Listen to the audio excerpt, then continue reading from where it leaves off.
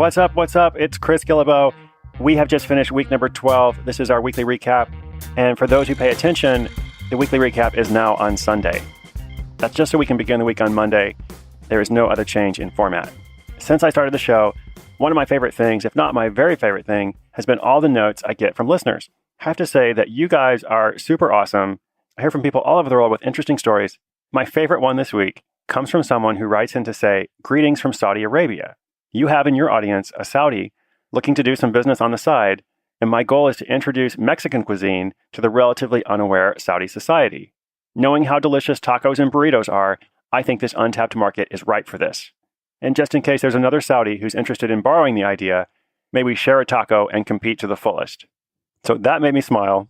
And I have to agree about Mexican food. Lots of places around the world, it really is an undeveloped market. So good luck with that project. Super fun. And thank you for listening. Today in the recap, we're going to do at least one listener question. Going to look back on some highlights this week, preview what's to come. And I also want to let you know that we are announcing some new Side Hustle School workshops very soon. In fact, they may be up on the website already. I will be going to Boston and Chicago for sure, and probably a couple of other cities as well. And if you don't see your city listed, there's a place for you to put your name down so that I know you're interested. And I decide where we're going to do the next workshops based on the number of people who've requested it from a specific place. If you are new to the show, welcome. This is a short daily podcast designed for people who are busy, don't have a lot of time, but do want to invest in themselves and create an income-generating project without quitting their day job. So if that fits with your vision, if you think that's a good idea, if you know it's something you should have for yourself, but you're not sure how to do it, well, Side Hustle School is for you. I would encourage you to go back and listen to the earlier episodes whenever you can. They'll help you catch up a little and kind of set the tone for where we're going throughout the rest of the year.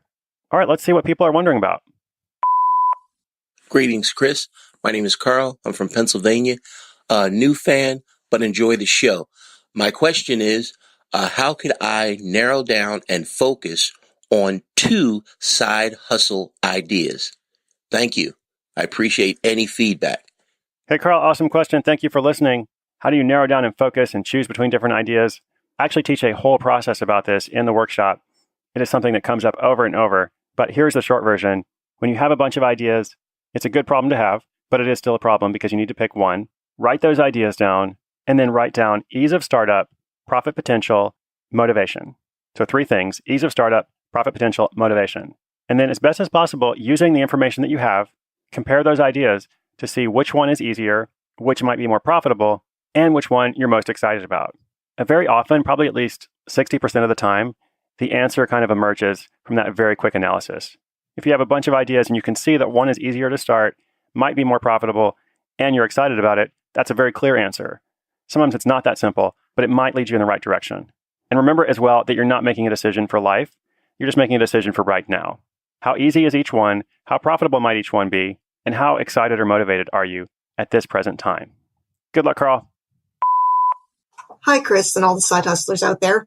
My name is Erin, and I'm in Vancouver, Canada. I listen to Side Hustle School for the ideas and strategies. My question is, what are some strategies for testing pricing on a product? Here's the context. I'm working on a learning resource product. The structure and delivery were inspired by Side Hustle School episodes, and the content was inspired by listening to another podcast discussing challenges of freelancing.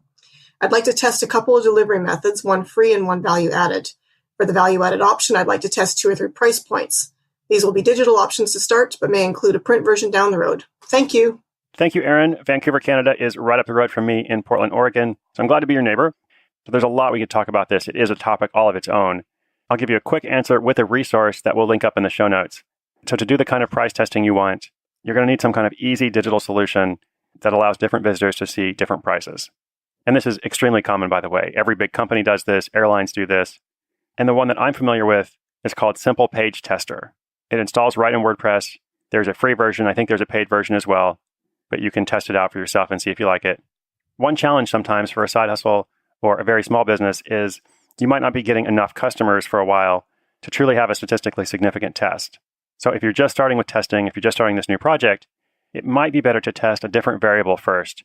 Perhaps whatever the promise is to get people to sign up for that free offer you mentioned, perhaps a different headline or just a page design, rather than the actual commitment to purchase. But I could be totally wrong. I'm just mentioning that to give you a heads up. So Simple Page Tester, I will link it up in the show notes. Thank you for listening.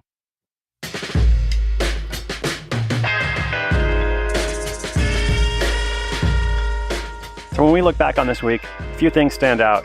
Episode 78 was about making jewelry for profit and for social good. I hear from a lot of social entrepreneurs or people who are just interested in doing good and doing well. Well, this is a great example, and I'll have more of them as we go along. They also have a really well-done website, and they built that website using Shopify, which is a partner of the show. If you'd like to get a 21-day free trial to set up your own e-commerce site, see if it works for you, just go to shopify.com/sidehustle. Right after that, we had quite a different episode, the worm composting empire, which brings in $400 a month. Okay, admittedly, $400 a month is not really an empire, but it just seemed to fit. I like the headline.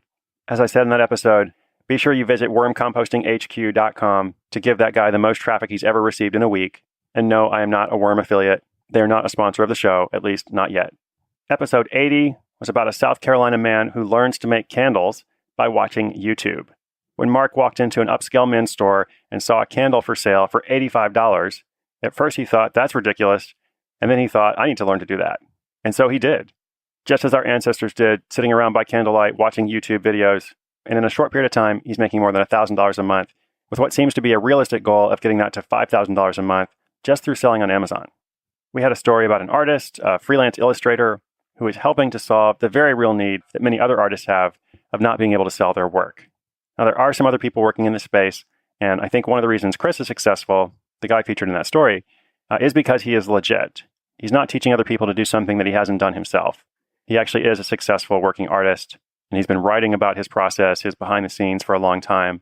And out of the many requests he had to share more, that's when he created an informational guide, which then turned into a course. Speaking of guides, the next episode was about a bartender in Colorado who writes a statewide marijuana guide. The recreational cannabis industry is enormous, not just in Colorado, but also in my state of Oregon, in Washington State, Washington, D.C., cities and provinces in Canada that are also coming online. So whenever there's a new industry or something that has radically changed or shifted, there are usually a lot of ways to make money from it. And that's what Johnny figured out in that story. Now, several episodes this week were very popular, but probably the most popular one of all was episode 83, a bridesmaid for hire who posts on Craigslist and earns $20,000 a month. If you have not heard that episode yet, definitely download or stream it to see how Jen followed up on this crazy idea, which became profitable and successful. There is a reason why I feature crazy ideas on the show. It's because you never know what's going to happen with something until you experiment, just like Jen did. The new week starts tomorrow. There's a new set of stories, one every single day. I think the quality of the stories and the submissions I'm getting just keeps getting better and better. So this week, there's a college student who starts a house cleaning service that makes 5 figures a month. He's actually able to travel to Japan and operate the business remotely. Pretty awesome. There's a busy father of 9 children who creates a website to match tutors. He now calls it the Uber for tutoring business, with more than 100,000 people registered. And, among others, a project that started as an April Fool's joke that became a $53,000 part-time profit last year. So lots of stuff to look forward to. You definitely want to make sure you're subscribed in iTunes or wherever you listen to podcasts. As we close out this week, I want to give credit where credit is due. I'm the voice you hear, but I'm not the only one working on the show. Side Hustle School is recorded on location at World Domination headquarters in Portland, Oregon. It then travels through those same internet tubes that allow us to watch YouTube tutorials all the way to Brooklyn, New York, where it is produced at the Panoply Studios. Production team is Jason DeLeon, AC Valdez, and Laura Mayer. Back in Portland, I am assisted by Whitney Korinik, who makes all those wonderful show notes, among other things. Shauna Noah is the tour manager for Side Hustle School workshops. My cat, Liberia Gillibo, works the 2 a.m. to 4 a.m. shift almost every night. She's very reliable during those hours. And we, Side Hustle School, are part of the Onward imprint, founded by Gretchen Rubin, a dear friend of mine who is the author of The Happiness Project, Better Than Before, and other mega best-selling books. New book coming in September, I'll be sure to tell you about later.